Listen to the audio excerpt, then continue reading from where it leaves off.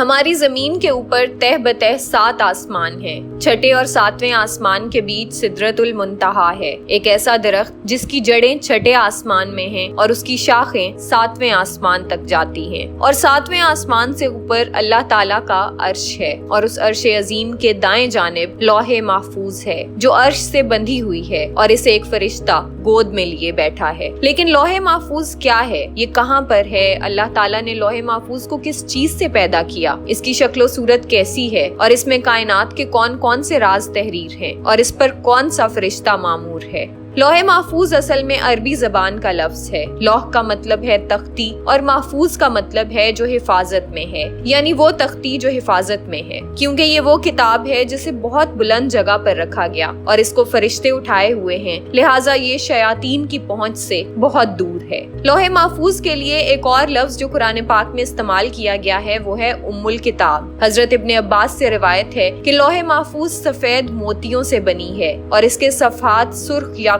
کے ہیں. اس کا قلم اور اس کی کتابت کی روشنائی نور سے تخلیق کی گئی، اور اللہ تعالیٰ ہر روز اس میں 360 مرتبہ نظر فرماتا ہے. پھر کسی کو پیدا کرتا ہے، کسی کو رزق دیتا ہے اور کسی کو زندگی، کسی کو موت دیتا ہے، کسی کو ذلت دیتا ہے اور کسی کو عزت عطا کرتا ہے، اور وہ جیسا چاہتا ہے ویسا کرتا ہے. اللہ نے لوح محفوظ کو پیدا فرمایا جس کی لمبائی 100 سال کی مسافت یعنی آسمان و زمین تک، اور چوڑائی مشرق سے مغرب تک کی مسافت جتنی ہے. زمین و آسمان، چاند، ستارے اور تمام مخلوق سے 50,000 سال پہلے اللہ نے قلم کو پیدا فرمایا اور پھر لوح محفوظ کو. پھر قلم کو حکم دیا کہ لکھ. قلم نے بارگاہ الہی میں عرض کی کہ اے رب کریم کیا لکھوں؟ تو اللہ تعالیٰ نے حکم دیا کہ جو کچھ ہو چکا ہے اور جو کچھ ہونے والا ہے، یعنی اس کائنات کی ابتدا سے انتہا تک سب کچھ لکھ. اور پھر اس نے اللہ کے حکم اور علم سے قیامت تک تمام واقعات لکھ ڈالے. لوح محفوظ کے سینے پر جو الفاظ تحریر ہیں وہ یہ ہیں کہ اللہ کے علاوہ کوئی عبادت کا مستحق نہیں، اس کا دین اسلام ہے، اور محمد صلی اللہ علیہ وآلہ وسلم اس کے بندے اور رسول ہیں. لہٰذا جو اللہ پر ایمان لائے گا اور اس کے وعدوں کو سچا سمجھے گا اور اس کے رسولوں کی اتباع کرے گا، اللہ تعالیٰ اسے جنت میں داخل کر دے گا. اس کے علاوہ کچھ روایات سے پتہ چلتا ہے کہ اس میں یہ بھی درج ہے کہ جو کوئی میری نازل کی گئی مصیبتوں پر صبر کرے گا اور میری عطا کی ہوئی نعمتوں پر شکر کرے گا تو اسے صدیق لکھوں گا اور اسے صدیقین کے ساتھ اٹھاؤں گا. اور جس نے میری نعمتوں کا شکر ادا نہ کیا اور میری نازل کی گئی مصیبتوں پر صبر نہ کیا تو وہ میرے سوا جسے چاہے اپنا معبود بنا لے. اللہ تعالیٰ نے لوح محفوظ پر حضرت اسرافیل علیہ السلام کو مامور فرمایا ہے. ایک روایت میں آتا ہے کہ اللہ کے سب سے قریب لوح محفوظ ہے. جب اللہ کسی کام کا ارادہ فرماتا ہے تو لوح محفوظ میں لکھ دیتا ہے، اور یہ لوح محفوظ حضرت اسرافیل علیہ السلام کے ماتھے سے ٹکراتی ہے، جبکہ حضرت اسرافیل علیہ السلام اللہ کی عظمت کے معترف اپنے سر کو جھکائے ہوئے ہیں. جب لوح محفوظ حضرت اسرافیل کے ماتھے سے ٹکراتی ہے تو وہ اس پر نظر ڈالتے ہیں. اگر یہ حکم آسمان والوں سے متعلق ہو تو اسے حضرت میکائیل کے سپرد کر دیتے ہیں، اور اگر وہ حکم زمین والوں کے متعلق ہو تو وہ حکم حضرت جبرائیل علیہ السلام کے سپرد کیا جاتا ہے. پس روز قیامت جس چیز کا حساب سب سے پہلے ہوگا وہ لوح محفوظ ہے، جس سے اللہ تعالیٰ پوچھے گا کہ کیا تو نے میرے سب احکامات پہنچا دیے تھے؟ وہ عرض کرے گی کہ میں نے تیرے سب احکامات پہنچا دیے تھے. تب اللہ اس سے پوچھے گا کہ تجھ پر کون گواہ ہے؟ تو لوح محفوظ حضرت اسرافیل علیہ السلام کا نام لے گی. جب اللہ حضرت اسرافیل علیہ السلام سے پوچھے گا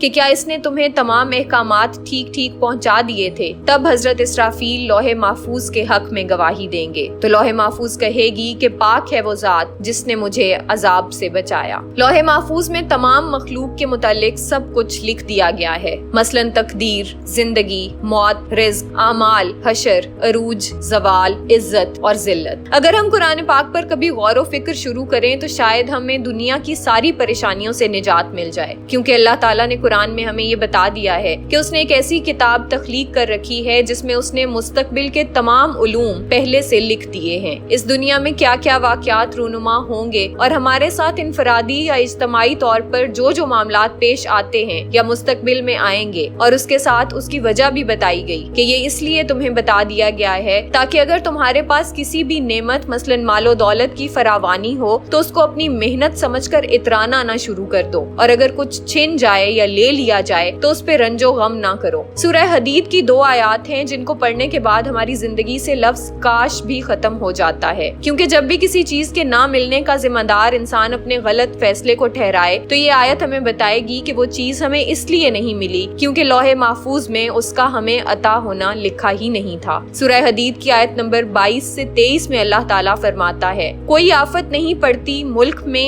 یا تمہاری جانوں میں جو لکھی نہ ہو ایک کتاب میں پہلے اس سے کہ پیدا کریں ہم اس کو دنیا میں، بے شک یہ اللہ پر آسان ہے، تاکہ تم غم نہ کھایا کرو اس پر جو ہاتھ نہ آیا اور نہ شیخی کیا کرو اس پر جو تم کو اس نے دیا، اور اللہ کو پسند نہیں آتا کوئی اترانے والا یا بڑائی مارنے والا۔ اس کے علاوہ سب سے حیران کر دینے والی بات جو قرآن پاک سے ہی پتہ چلتی ہے وہ یہ ہے کہ ہمارے پاس جو قرآن پاک اتارا گیا دراصل اس کی اصل صحیفے لوح محفوظ میں ہیں، جیسا کہ سورہ زخرف کے شروع میں آتا ہے کہ ہم نے قرآن کو عربی زبان میں اتارا تاکہ تم سمجھو، اور بے شک یہ قرآن ہمارے پاس ام الکتاب میں ہے برتر مستحکم۔ اسی طرح سورہ عبس میں اس بارے میں مزید وضاحت کی گئی کہ یہ لکھا ہے عزت کے ورقوں میں اونچے رکھے ہوئے نہایت ستھرے ہاتھوں میں لکھنے والوں کے۔ اسی کو مزید سورہ واقعہ میں بیان کیا گیا کہ بے شک یہ قرآن ہے عزت والا لکھا ہوا ایک پوشیدہ کتاب میں، اور اس کو وہی چھوتے ہیں جو پاک بنائے گئے ہیں۔ سورہ بروج میں فرمایا گیا کہ یہ قرآن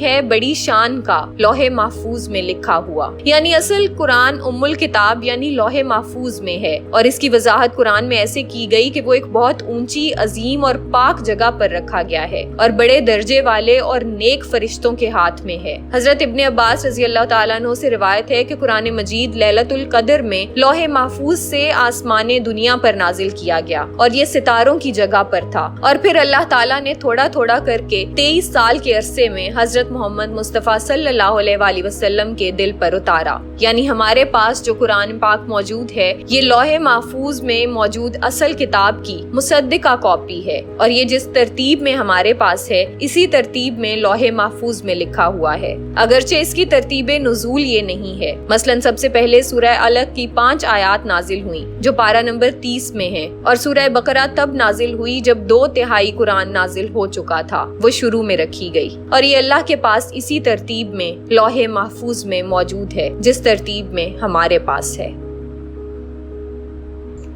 اگر اس ویڈیو سے آپ کو کوئی معلومات ملی ہوں تو ہمارے چینل کو سبسکرائب کریں اور اسے اپنے دوستوں میں ضرور شیئر کریں۔